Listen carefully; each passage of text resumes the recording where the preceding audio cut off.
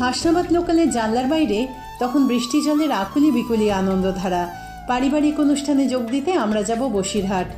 একের পর এক বৃষ্টি ভেজা স্টেশনের ঝকঝকে অপেক্ষার চেহারা পার হতে লাগলো ট্রেনের গতির সঙ্গে।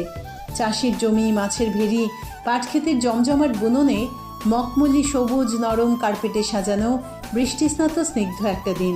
অনুষ্ঠান বাড়ির দায়িত্ব কর্তব্য ভোজপর্ব সেরে চললাম ট্যাটরা হাটখোলায় আত্মীয়ের বাড়ির গা ঘেঁষেই বিরাট হাট বাজার।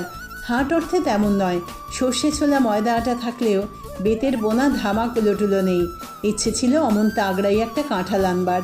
হাট পেরিয়ে বিরাট এক পুকুর, তার একদিকের পাড় ঘেঁষে ছোট্ট একটা বজরংবলী মন্দির। ভারী স্নিগ্ধ চারপাশ। মন্দিরের পাশে পুকুর পাড়ে এসে দাঁড়াই। পুকুরের স্বচ্ছ জলে মন্দিরের প্রতিবিম্ব কি অপূর্ব। সামনে মাঠের উপর বৃষ্টি ধোয়া গোধূলির আকাশ, প্রত্যাশার এক অপূর্ব আলো নিয়ে কিসের যেন অপেক্ষা।